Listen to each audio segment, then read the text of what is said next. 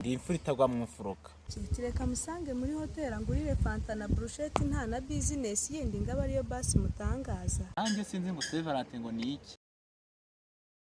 Ladies and gentlemen, meze mute tugeze muri cya kiganiro cyacu cyitwa ukuri nukuhe. Ingingo y'umunsi iragira iti ese ino Saint Valentin igiye kuba irareba buri umwe wese cyangwa se irareba uruhande rw'abantu ku giti cyabo. Ari kumwe na Alphonse Nizimana kirimo bene cyo umusore wasize ubutore agahabwa kurwanira Rwanda.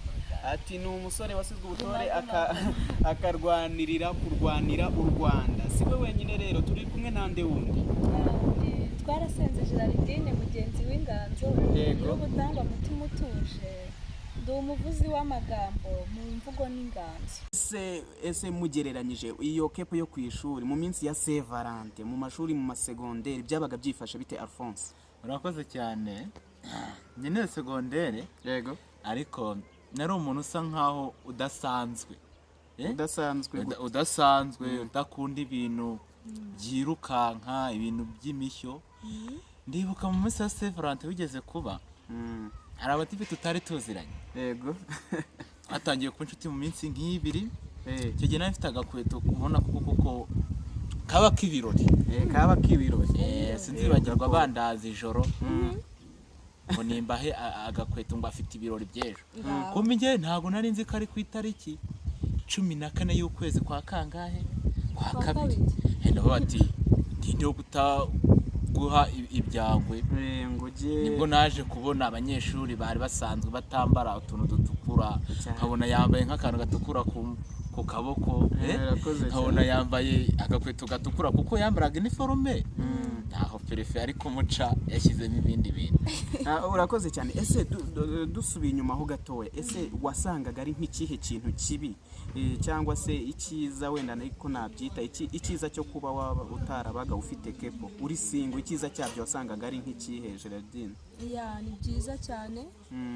Aha wabaga ukora self study neza ukiga neza ukumva ko nta bindi bintu biri inyuma biguhangayitse, nta stress birumvikana, ukumva ko nyine nta muntu watesheje agaciro, nta nuri kukagutesha, ugakurikira amasomo yawe neza.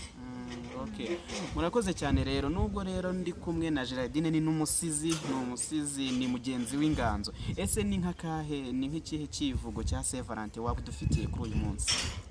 Murakoze ikivugo ntabwo nabashije kugitegura neza. Yego birumvikana. Ariko reka ngira ikintu mbwira urubyiruko, cyane cyane ndabwira abantu Nyampinga bankurikiye. Kuri Saint Valentin akenshi dukunda gushukwa, bakaduhamagara bakatubwira twa tugambo twiza twose tw'urukundo. Alphonse arabizi. Yego. Ariko harimo nk'igika nibukamo. Yego. Nyampinga huguka ubwo urabyutse nta no gusenga ngo sheri wanjye arambikiye, reka musange muri hoteli ngurire fanta na brushette nta na business yindi ngaba ariyo basi mutangaza. Ahubwo rero na Alphonse rero ngo ati si ikigwari. Ati nawe ngo abafite ikivugo, numvikana nta muntu w'umugabo udafite ikivugo. Urakoze cyane. Nanjye sindi ikigwari. Yego. Ndi imfura itagwa mu mfuruka. Nanjye naseruka nk'umusore kandi watojwe. Yego. Nuko mubizi ndi muremure ndi mugari ndikwije. Yego. Ndi umusore wahawe ubutore kugira ngo ntoze u Rwanda n'abarukomoka, kugira ngo dusikasire umuco wacu ejo utazavaho ucika. Ati guma. Yego. Hari abatawubona, navuga ko ireba bayiteguye, abazi kivuga, hari n'abatazi kivuga. Nkanjye sinzi ngo Saint Valentin ngo ni iki. Yewe sinuka n'itariki iberaho. Niba utayikwibuka ndayikwibutsa, ariko uraza kutubwira, uranatubwire impamvu itareba buri umwe wese. Ese wowe Geraldine ugendera kuki uvuga yuko ireba buri umwe wese? Murakoze cyane.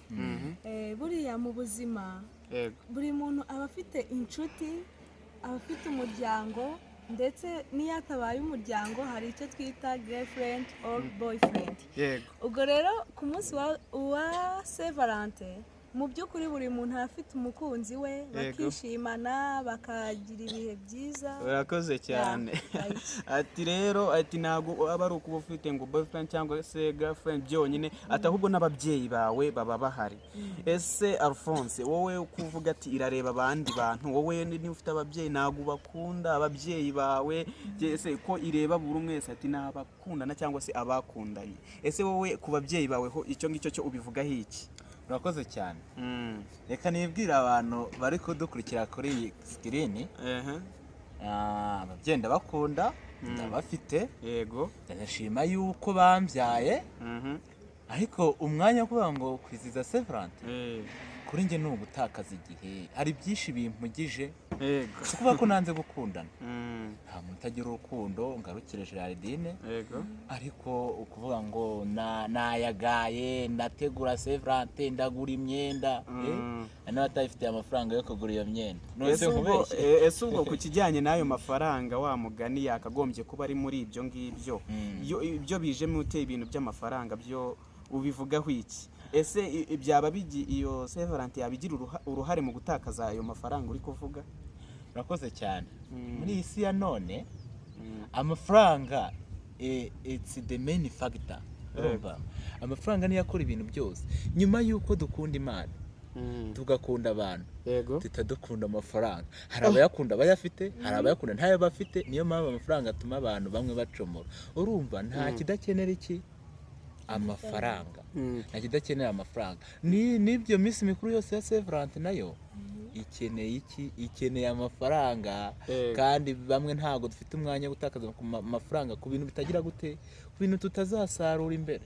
Urakoze cyane. Ati n'iyo minsi tuba tuvuga yose ibikeneye amafaranga. Ariko ndagira ngo dusubire ku ngingo yacu y'uyu munsi. Ese tugereranyije kuba ufite nanone kepo, hari kepo cyangwa se uri single, Gerardine ubivugaho iki? Ese kuba uri single nibyo byiza cyangwa se kuba ufite kepo nibyo byiza? Ubundi byose ni byiza, ariko biterwa n'igihe ugezemo. Biterwa n'igihe ugezemo. Yego. Kuba uri single ni byiza bitewe n'igihe urimo, no kuba ufite kepo ni byiza. Kamo neza.